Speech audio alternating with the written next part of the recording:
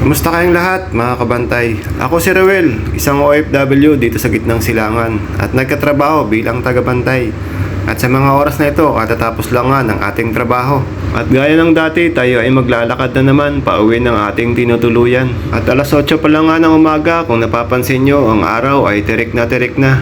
Kaya tayo ay nagdadala ng ating sunglass para pang protekta sa ating mata. Ito nga po palang kapaligiran na inyong nakikita ay pagmamayari ng aming kumpanya. Pero itong mga lupa na ito ay dinedevelop pa, kaya paunti-unti pa lang ang building nyong makikita. Pero sa gawi pa roon ay marami ng tindahan or bakala ang tawag nila. Kaya naman pupunta tayo doon mamaya para mamili ng ating pangangailangan. Nga lang, ang presyo ay medyo may kamahalan. Ganon talaga kasi malayo pa sa Kabiasnan, kaya ang presyo ay medyo mahal. At nandito na nga po tayo sa ating tinutuluyan. At buti na lang tayo nakahiram ng bisikleta dito sa ating kaibigang Patan. Ang sabi niya, gamitin mo lang. At dinala ko na nga rin pambumba ng hangin kasi unahan ng gulong ay mabilis lumambot. Kaya ang sabi niya sa akin, dalhin mo na lamang. Kung sakaling lumambot ay hanginan mo na lang ito, ang sabi ng Patan. Ayan, at sinuot na nga natin itong pangmalakasan na ating sunglass. Tara, samahan niyo ako. At nandito na nga tayo sa lugar kung saan tayo ay mamimili. Pagkain natin, nandito na tayo, papasok. Tignan natin kung andito nga. Ito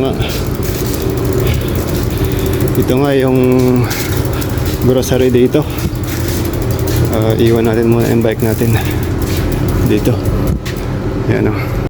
Nandito na nga po tayo sa loob ng bakala at kumuha na rin tayo ng ating basket para paglagyan ng ating mabibili. Ang mga benta nga po pula dito ay puro frozen, wala silang sariwa. At pipili na nga tayo kung anong mabibili natin. Siyempre hindi mawawala ang paborito natin, itong manok.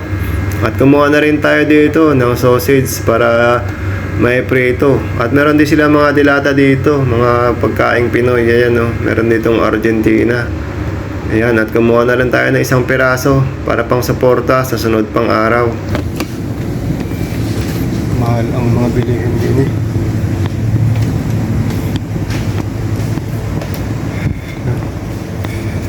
Mga kutsilyo.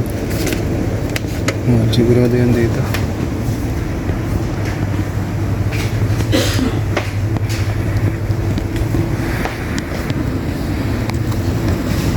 Wala tayong toyo. Walang toyo dito. Ayun. Yun, nakakita tayo ng toyo kaso malaki. Walang maliit. Pwede na to. Walang maliit.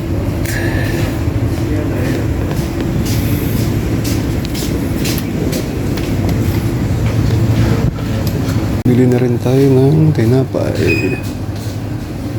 Yummy. Ito rin natin yung laging binibili. 26 126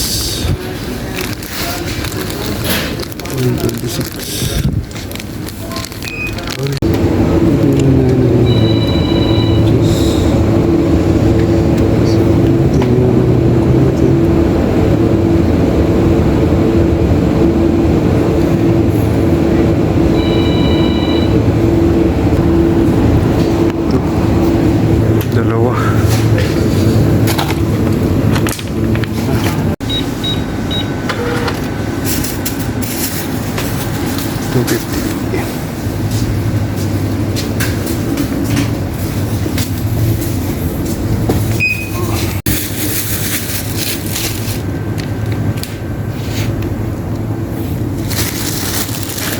At nakabili na nga po tayo ng ating pangangailangan at siyempre pabalik na naman tayo sa ating tinutuluyan. Ayan, at magpapadyak tayo at andito na nga po tayo sa ating tinutuluyan at ating ayusin lamang. Siyempre magluluto na naman. Maraming po salamat sa walang sawang panonood sa inyong mga kapwa ko OFW saan man dako ng mundo. Siyempre sa ating mga mahal sa buhay dyan sa Pilipinas, mag-iingat po kayo lagi and God bless po.